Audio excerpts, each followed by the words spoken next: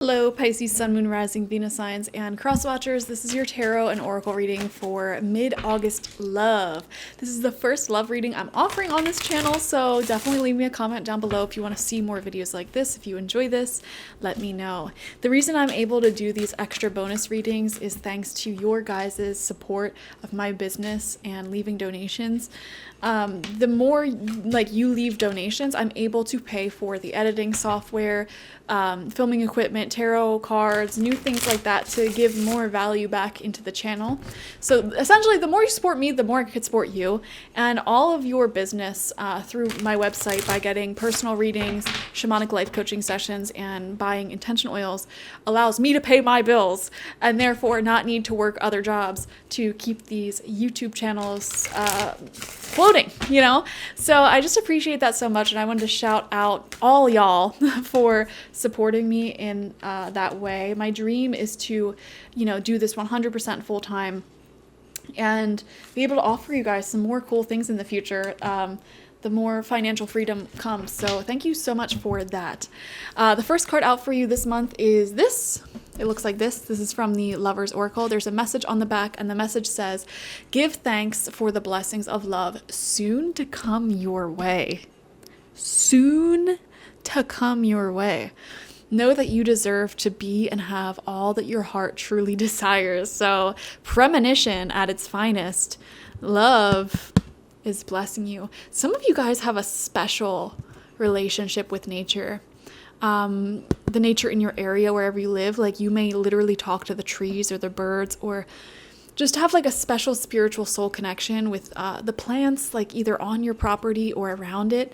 And I feel like these plants and the plant spirits that live amongst them may be the ones sort of acting as your spiritual matchmakers at this time, and bringing in a lot more loving experiences in your near future. So that's exciting. We have let go of control issues. Wow. Allow this situation to unfold naturally. If something isn't working, don't force it. If a connection feels like you have to initiate all the conversations and all of the hanging out, and it feels like a little draining in that way, let it go. Same thing with friendships, honestly. Like if it feels forced, let it go. And when it feels natural, it's flowing, and it's like very reciprocal and easy, that's when you know it's something good for you, okay? And I feel like a lot of people, they don't let themselves date or open themselves up to love because they're afraid of putting their all into a relationship again and having to do all of the work, or, get their heart broken. And it's like, no, follow your heart. If it feels like pulling teeth, if it feels like too much work, then release it, let it go, and allow love to unfold naturally with time. Beautiful. Now, this isn't to say that you can't take any actions that may speed up the process. For example, if you're single, for sure, like go on like dating apps or websites, or go out and meet people. You're not going to find the love of your life on your couch and just they magically show up to your door, but when it comes to allowing it to unfold, let it happen naturally. And if it doesn't feel like it's really floating along in a good pace, then it might not be for you. Simple as that. North Node, step out of your comfort zone. Pisces, I feel this for so many of you. Yeah, this reading seems to be going in a direction. I feel like a lot of you watching may be single, or even if you're in a relationship, it's asking you to do something outside of your comfort zone with that relationship. Try something new to keep the spice in your life. But a lot of you may be wanting this love, but you're just not really wanting to meet up with strangers maybe, or you feel scared about like going on first dates, which is totally natural. A lot of people feel nervous. A lot of people feel that way. You're not alone. I would say most people feel that way, no matter how experienced they are with dating, but your desires exist on the other side of that comfort zone. So sometimes it requires you to, get out there, put yourself out there a little bit more. For example, if you're not into dating apps, you might want to sign up for classes or groups or get-togethers in person, in communities that you really resonate with. Like if you're into pottery, go to like a pottery meetup. If you're into tabletop games, go to a tabletop game tournament or something. The love of your life could be waiting there. And if you're like me and all of your hobbies are indoors and you work from home, you know, maybe it is important for you to do things like go on dating apps or meet people online because you're a shut-in. So, you know, do what you can based off of what's going on in your life, and don't shame yourself for having to do those things. I know it could be scary to put ourselves out there. I just think of like a little child going to a new school and it's so frightening and they don't want to do it, but they're forced to do it. Sometimes we have to do that to ourselves in adulthood. It's like, yeah, this is scary. This is new. This is out of my comfort zone, but it'll be good for me to get out of my comfort zone in this way. And you also just have to trust that your intuition, your instincts are very strong and sharpened. If you're genuinely in a dangerous position, trust the intuitive nudges that come up that tell you to get out. You know what I mean? Trust that they will show up. Like if something's really off about someone, you'll know it, and learn how to trust that intuitive nudge and follow it and not, you know, wait around. Also, that intuitive nudge tells you when someone's really right for you, when something's really great. So trust that as well.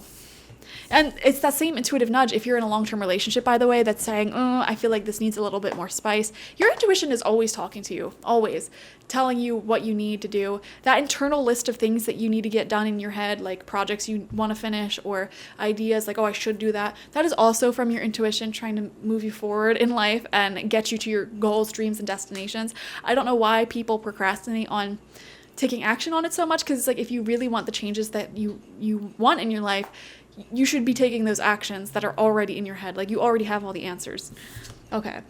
6 of Wands. See, this is popularity. This is actually like, you guys are a lot more beautiful than I think you give yourself credit for. And yeah, I feel like you're one of a kind and easily noticed.